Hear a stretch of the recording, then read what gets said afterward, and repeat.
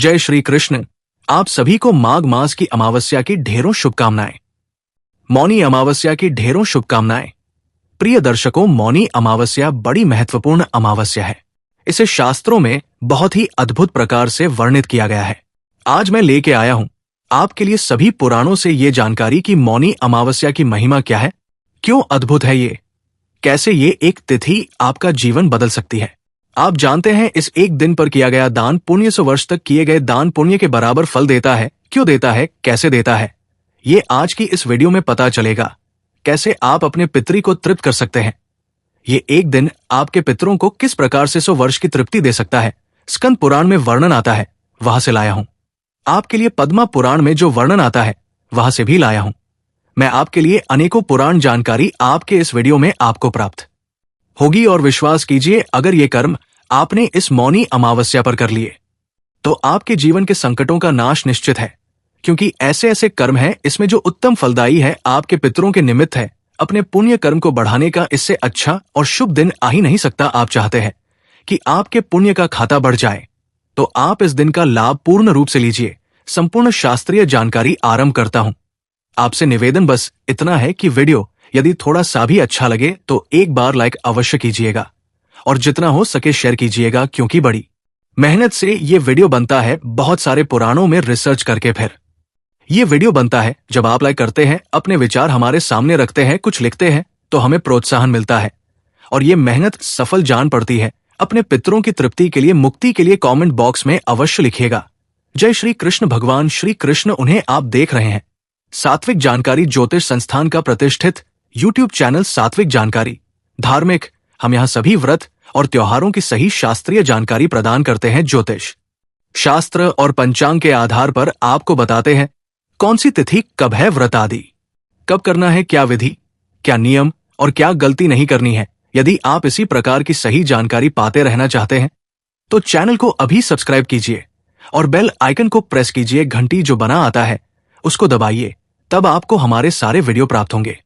आइए दर्शकों, जानकारी आरंभ करते हैं। बात करते हैं योगा तिथि मौनी अमावस्या की। प्रिय दर्शकों, सबसे पहले ये प्रश्न उठता है कि जो माघ मास की अमावस्या है इसे मौनी अमावस्या क्यों कहते हैं, क्या कारण है। प्रिय दर्शकों, ये जो अमावस्या है ना, इस पर मौन की बड़ी महिमा है, अर्थात मौन धारण की बड़ी महिमा है। मौन धारण करने की महिमा है। मौन से बना मुनि, क्योंकि मुनि क्या करते हैं, मौन रहते हैं, और वही से बनी मौनी अमावस्या। इसीलिए जो मनुष्य इस व्रत को मौन होकर पूर्ण है उसे मुनिपद की प्राप्ति होती है, और मुनिपद मिले इसीलिए इसे मौनी कहा गया है। जब मनुष्य इस अमावस्या का मौन रहकर व्रत पूर्ण करता है तो उसे मुनिपद प्राप्त होता है।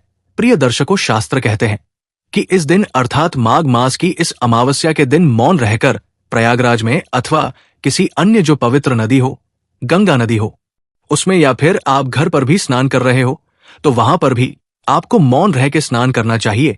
इस दिन मौन रह के स्नान करने का बड़ा फल है। शास्त्र कहते हैं कि जो मनुष्य इस दिन मौन रहकर स्नान करता है उसे अनंत पुण्य की प्राप्ति होती है। मौनी अमावस्या के दिन ऐसे अनेकों कार्य है जो मौन रह के करने चाहिए।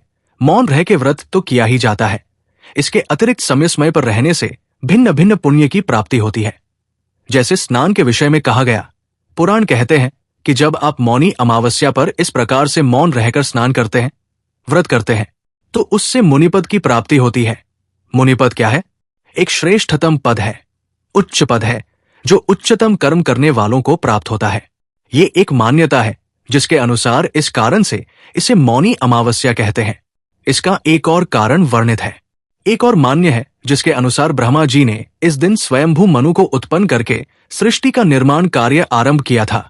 इसी अमावस्या को इस कारण से मौनी अमावस्या कहा गया। ब्रह्मा जी ने इस दिन मौन होकर सृष्टि का निर्माण किया और उसके उत्तम परिणाम हुए, इसीलिए इसे मौनी अमावस्या कहा जाता है। पद्म पुराण में वर्णन आता है कि माघ मास के कृष्ण पक्ष की अमावस्या को सूर्योदय पहले जो तिल और जल से पितरों का तर्पण करता है वो स्वर्ग में अक्षय सुख भोगता है। इसको समझिए, आपकी देखिए, जब आप स्वर्ग में रहते हैं ना, तो स्वर्ग में जब आप रहते हैं तो कुछ ही समय के लिए रहते हैं, जब तक आपके पुण्य रहते हैं।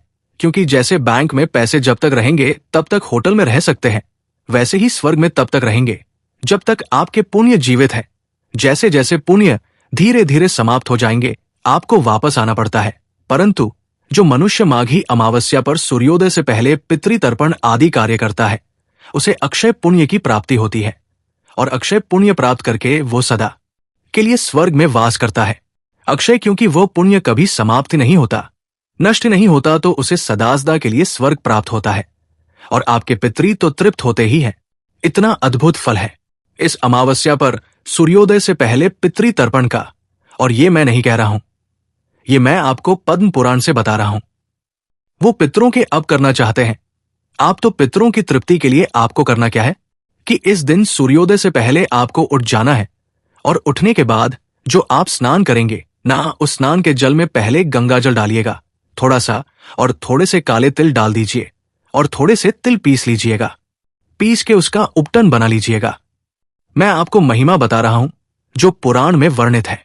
आप कर पाएंगे तो बड़ा कल्याणकारी होगा। तो नहाने के लिए जल भरने से पहले उस पात्र में थोड़ा गंगा जल डालिए, थोड़े से काले डाल लीजिए, जल भरिए और उपटन के रूप में तिल का उपटन लगाइए, उससे स्नान कीजिए।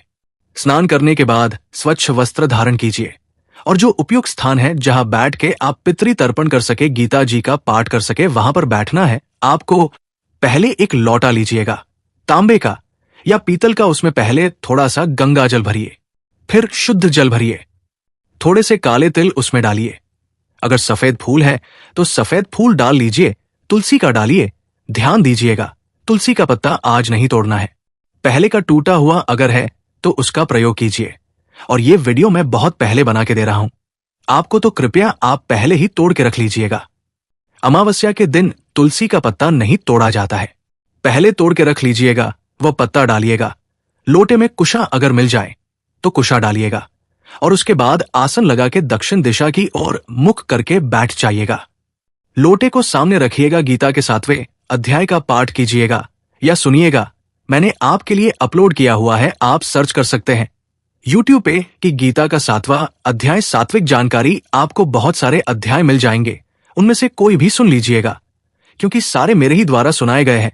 बहुत से वीडियो, क्योंकि मैं प्रत्येक अमावस्या पर और प्रत्येक एकादशी पर आपके लिए गीता का 7वां अध्याय अपलोड करता हूं। उस दिन भी अपलोड करूंगा मौनी अमावस्या पर भी, उसका लाभ लीजिएगा। गीता का अध्याय सुनिएगा, सुनने के बाद उस लौटे को अपने दोनों हाथों में उठा लीजिए।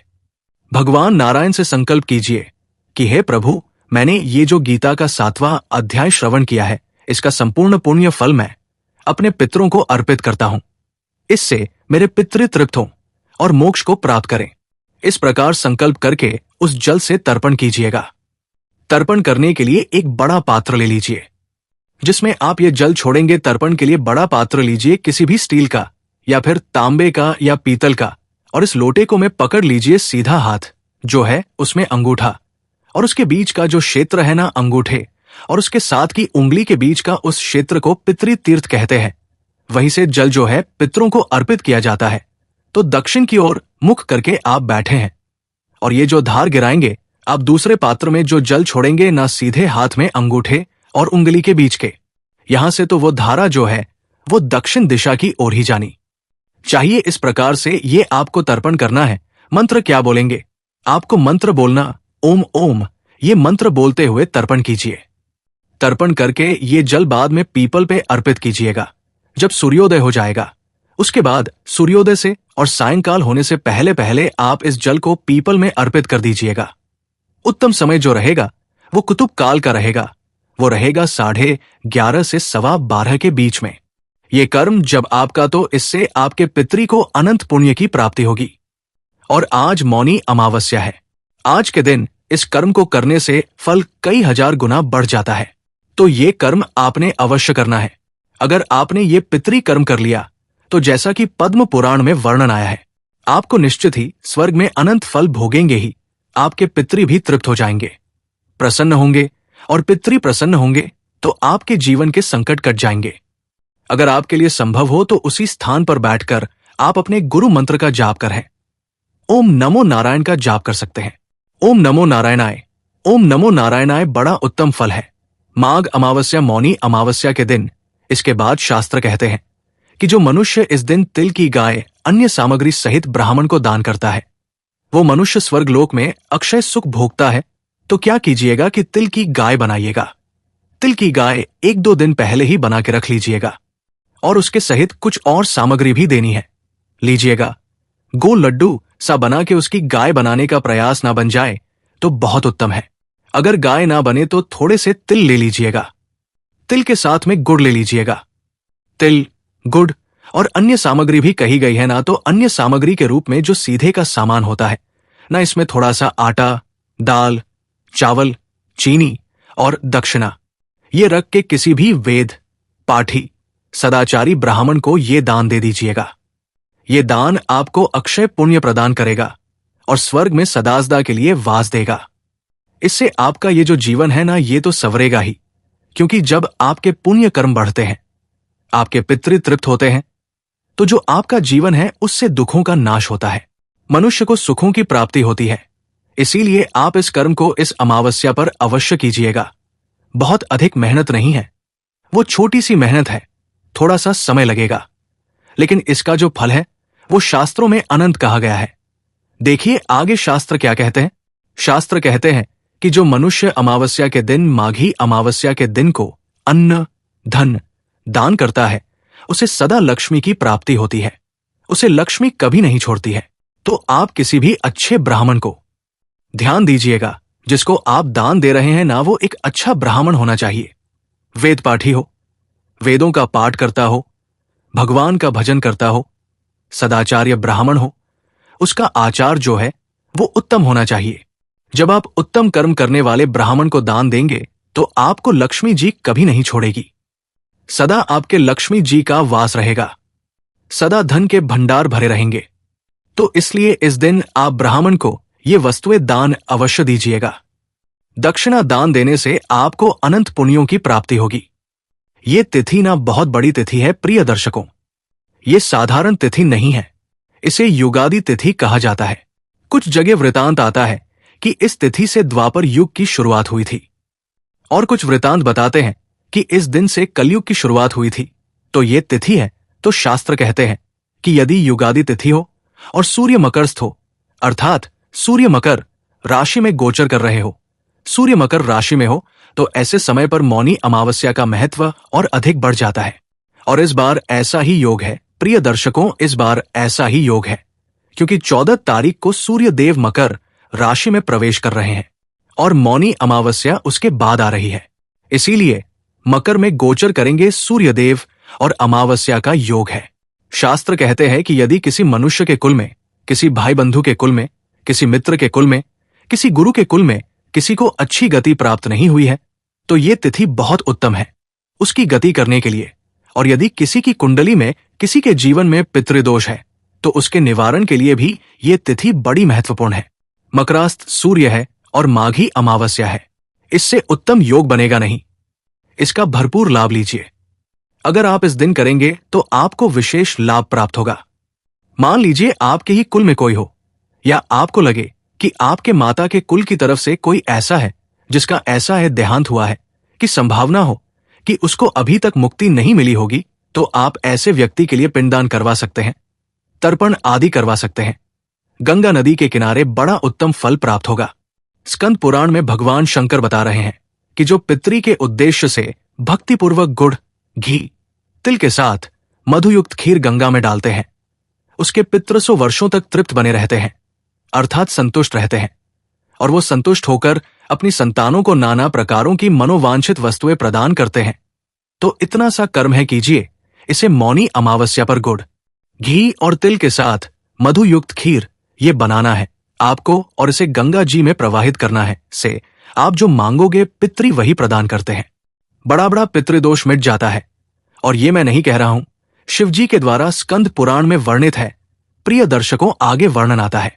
शास्त्र कहते हैं कि जो इस दिन मौनी अमावस्या पर पितरी के निमित्त गंगा जल से शिवजी को स्नान कराते हैं, उनके पितरी यदि भारी नरक में भी पड़े हो तो भी वहां तृप्त हो जाते हैं। तो प्रिय दर्शकों, भारत में गंगा जल भी सब जगह है और शिवलिंग भी उपलब्ध है, तो आप ये अवश्य ही कीजिएगा। जहां आपको शिवलिंग दिखे आप इस कर्म को करें। अगर घर में भी शिवलिंग है तो आप घर पर भी कर सकते हैं।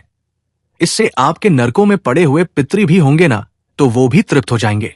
यहां मैं एक बात बताता चलूं, आपको कि जिनके कोई भी पितृपूर्वज यदि आत्महत्या से मरे हैं ना, तो वो ये प्रातः काल वाला तर्पण ना कीजिएगा। उनके लिए आपको गंगा जी जाना चाहिए और वहां पर किसी भी विद्वान ब्राह्मण से नारायण बलि करानी चाहिए, उसी से उनको मुक्ति प्राप्त होती है। आप मौनी अमावस्या के दिन जब नारायण बलि कराएंगे तो आप उन पंडित जी को बताइएगा कि किस कारण से किस प्रकार से मृत्यु हुई है, उस अनुसार वो कर्म कराएंगे और फिर उनकी जो मुक्ति है वो निर्धारित होती है।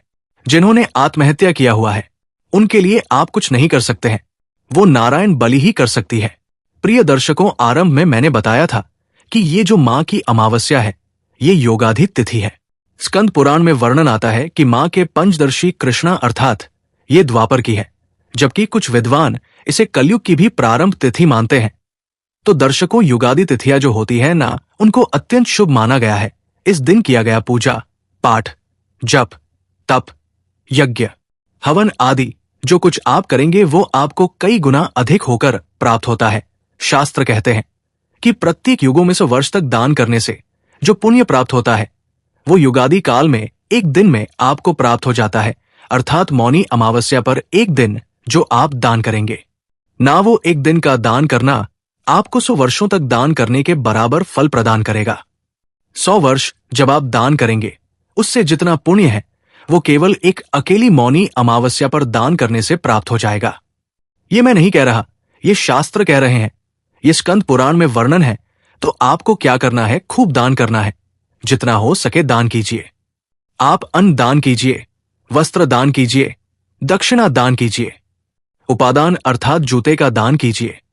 ये शीत ऋतु है, इस शीत ऋतु आप अगर साधु सन्यासियों के लिए केवल लकड़ी जलाकर अग्नि प्रज्वलित कर देते हैं जिससे कि उनका शीत दूर हो सके, उनको सर्दी से मुक्ति मिल सके, तो वो भी अत्यंत पुण्य प्रदान करता है। आप रजाई, कंबल आदि जो वस्त्र है वो प्रदान करें। काले तिल और गुड़ के लड्डू बनाकर लाल वस्त्र में बांधकर वो आप दान करें। और इस दिन गाय को दान करने का भी बड़ा फल है। आप गौशाला में जाइए, गाय को खिलाइए या आप स्वयं सेवा कीजिए, उत्तम फल कहा गया है। गौधूली को इस दिन अपने मस्तक पर लगाना अत्यंत कल्याणकारी है। प्रिय दर्शकों, इस दिन पीपल को अर्घ्य देकर पीपल की परिक्रमा करने का भी बड़ा फल है और दीप दान करने का भी बड़ा फल है। अब यहाँ पे कई लोगों के मन में प्रश्न आ सकता है कि पंडित जी मान लो सुबह सूर्योदय से पहले तर्पण ना कर पाए, ना उठ पाए तो क्या करें? जो लोग सूर्योदय के बाद उठ रहे हैं तो आप बाद में भी तर्पण कर सकते हैं। ऐसा नहीं कि बाद में नहीं सकते हो, उसका भी पुण्य फल है, लेकिन सर्वोत्तम फल जो है वो सूर्योदय से पहले का कहा गया है। इस अमावस्या पर व्रत उपवास का भी बड़ा महत्व है, बड़ा फल है। अगर आप कर सके तो इस दिन उपवास करें। इस दिन यदि आप भूखे प्राणियों को भोजन कराते हैं, जैसे आप मछलियों को दाना डाले, चींटियों को दाना डाले, पक्षियों को दाना डाले, ये अत्यंत फल देने वाला है। ये कर्म ना इतने कल्याणकारी है कि इससे आपको अक्षय पुण्य की प्राप्ति होगी। ये तिथि महत्वपूर्ण है और शास्त्रीय जानकारी आपको दे रहा हूं। अब मैं बताता हूं आपको कि महाभारत के अनुशासन पर्व में क्या कहा गया है। वर्णन आता है कि इस अमावस्या के दिन प्रयागराज में 3,10,000 अन्य तीर्थों का समागम होता है। अर्थात इस दिन मौनी अमावस्या के दिन सभी तीर्थ आकर, पृथ्वी आदि सभी लोकों के तीर्थ आकर इस प्रयागराज में स्नान करते हैं। इतनी अधिक महिमा है स्थिति की तो जो जा पाए माघ में, और अमावस्या के दिन प्रयागराज तो अवश्य जाए, बड़ा कल्याणकारी है उनके लिए। तो ये उत्तम जानकारी मैंने आपको भिन्न भिन्न पुराणों से की है। अब मैं कुछ सावधानियां आपको बता दूं। सावधानियों में मैंने पहले भी बताया है कि इस दिन कोई भी पत्र, पुष्प आदि आपको नहीं तोड़ना है, अन्यथा बड़ा पाप लगता है। और दूसरे का दिया अन्न नहीं खाना है। ये दोनों कर्म इस दिन आपको नहीं करने हैं। दूसरे का अन्न नहीं खाना और पत्र, पुष्प आदि नहीं तोड़ना, अन्यथा बड़ा पाप लगता है। हाँ, जो आपके भाई हैं, सगे भाई हैं, माता पिता है, आपके ससुराल है, नानिहाल है, मामा है या गुरु का घर है, इन घरों में खा सकते हैं। इसके अतिरिक्त यदि कहीं खाएंगे तो आपके पुण्य की हानि होगी। अब प्रश्न उठता है कि ये मौनी अमावस्या है कब? प्रिय दर्शकों, अमावस्या मनाई जाएगी 18 जनवरी को। दिन रविवार का रहेगा, तो इसीलिए नियमों का ध्यान दीजिएगा। रविवार के दिन पीपल पर जलादे नहीं चढ़ाया जाता है, तो उन नियमों का पालन कीजिएगा। आपसे प्रार्थना है कि बड़े सारे पुराणों को पढ़ने के बाद ये जानकारी एकत्र होती है। बड़े प्रयास के बाद तो जितना हो सके इसे शेयर कीजिए, जिससे कि सभी लोगों तक ये पहुंचे और हमारी भी मेहनत सफल हो। ईश्वर सबका कल्याण करे। हरे कृष्ण।